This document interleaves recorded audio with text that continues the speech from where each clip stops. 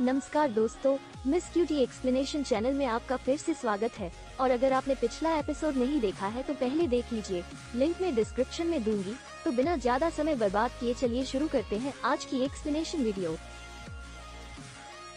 दोस्तों, तो पिछले एपिसोड में हमने देखा कि जमीन की फाइट्स टॉवर में ये के नाम के एक वॉरियर के साथ हो गई थी जो किसी अभियान का मजाक उड़ा रहा था। जब इयान भी उसके साथ फाइट करके उससे अच्छा मजा सिखा देता है, लेकिन इससे पहले कि झाविमो से ज्यादा घायल कर पाता तभी अचानक वहाँ पर लुकिंग आ जाता है, जिसने आते हैं साथ ही इस फ्लाइट को रुकवा दिया था। इसके बाद हमने देखा कि टॉवर की एक रूम में बैठकर कल्टीवेशन कर ही रहा था कि तबीयत हो चुकी थी, जिसकी वजह से सब लोगों को स्काइप बनिंग टॉवर को छोड़कर बाहर आना पड़ा। साथ ही साथ यहाँ पर उनकी मुलाकात ग्रेट से भी हो गई थी, जो कि जब यान की मदद मांग रही थी ताकि वो फ्लेम को काबू कर सके, की मदद करने के लिए एग्री हो चुका था, क्योंकि वो जानता था कि इसी में उसकी भलाई है। और इसके बाद एपिसोड के लास्ट में हमने देखा कि सब लोग कंपटीशन में जाने के लिए तैयार हो रही थी। अब आगे तो हमारा नेक्स्ट एपिसोड उसी रेन कंपटीशन से शुरू होता है, जहां पर हम देखते हैं कि बहुत सारे स्ट्रॉन्ग वॉरियर्स वहां पर इकट्ठा हो चुके थे। भी वहां पर अपने दोस्तों के साथ कंपटीशन के शुरू होने का इंतजार कर रहा था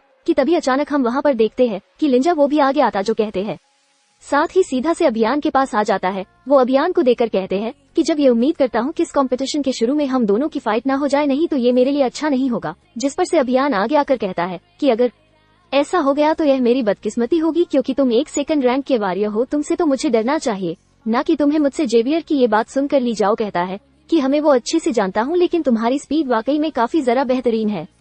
सच बताऊं तो मैं थोड़ा सा इस बात को लेकर परेशान हो रहा हूँ। यहाँ पर मौजूद बाकी के लोग भी ये बात सुनकर थोड़े से हैरान हो गए थे। किलिंग भी किसी से डर रहा है। साथ ही हम यहाँ पर देखते हैं कि निंजा उस यार के करीब आकर उसके कान में उसे बताता है कि कल मैं दोबारा उस माउंटेन पर गया था। जो सुनकर की आंखें खुली की खुली रह गई थी। उसे बस इस बात का डर था कि कहीं इन लोगों को मालूम तो नहीं हो गया कि मैं वहाँ पर अकेले गया था और मैंने अर्थ को और फौजी मिल्क भी हासिल कर लिया है, इससे पहले किसी कुछ भी कह पाता। तब ये कहता है, लेकिन हम लोगों की किस्मत काफी ज्यादा खराब है, क्योंकि हम लोग जब भी उस माउंटेन पर जाते हैं वो एक खुद के ब्लड ट्रांसफॉर्मेशन टेक्निक को एक्टिवेट कर लेता है, जिसकी वजह से अब लोगों को मजबूरन वहां से अपनी जान बचानी पड़ती। शायद जाम यहाँ पर इन लोगों की ये बातें सुनकर उससे कहता है कि चलो इसमें कोई बड़ी बात नहीं है, अभी के लिए हम लोगों को रैंक कंपटीशन पर ध्यान देना चाहिए, क्योंकि अगर हमने खुद को टॉप 10 रैंक्स में शामिल करवा लिया तब हम स्काइप बनिंग टॉवर के सबसे हाई ग्रेड वाले रूम में कल्टीवेशन कर पाएंगे, जिसकी वजह से हम लोग खुद को पावरफुल बना सकते हैं और फिर हमारे लिए उस अर्थ को और फोर्जिंग मिल को भी हासिल करना कोई मुश्किल काम नहीं होगा।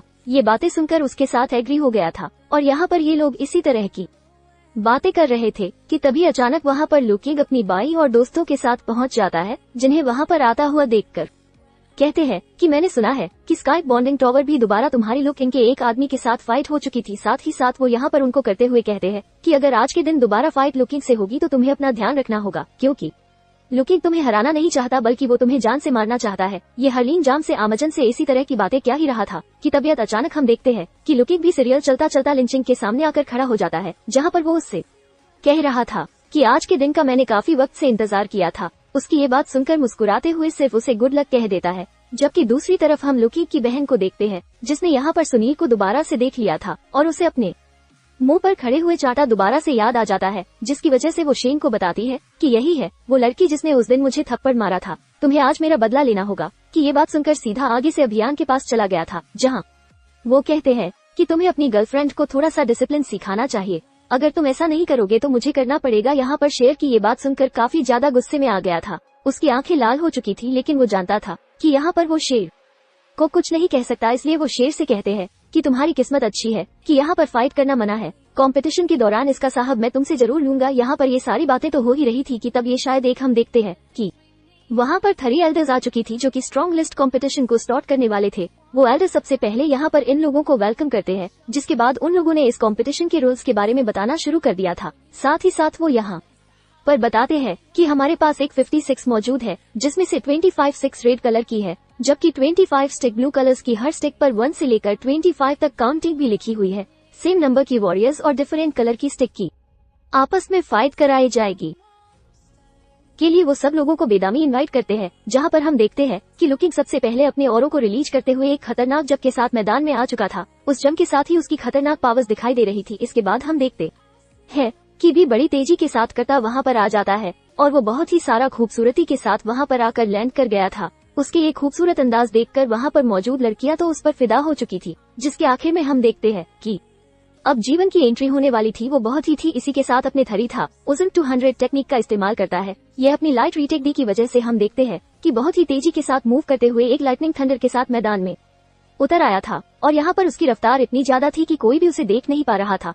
सब लोग ही आपस में बातें कर रही थी कि आखिर ये तीसरा आदमी कौन है। जहाँ थोड़ी देर बाद हम देखते हैं कि मैदान में धुआं हट चुका था, और जब वहाँ से निकलकर बाहर आ जाता है, ये हंसी को देखकर वहाँ पर मौजूद एल्डर आपस में बातें करते हुए कह रही थी किसी अभियान का टैलेंट हुआ कि भी काफी सारा कमाल का है। इवन की ग्रे टेलर भी उनके साथ एग्री हो गया था। मैं सब लोगों के आ जाने के बाद अब आखिर में होती है जिया की, जो कि बहुत ही ज्यादा क्यूट तरीके से एंट्री करते हुए वहाँ पर एक लड़की की तरह चलती हुई आ रही थी। उसको जो बच्चों की तरह चलते हुए मैदान में आता हुआ देखकर वहाँ पर मौजूद लोग आपस में बातें करना शुरू कर देते हैं कि आखिर ये बच्ची कौन है और इस तरह से मैदान में ये कैसे आ सकती है।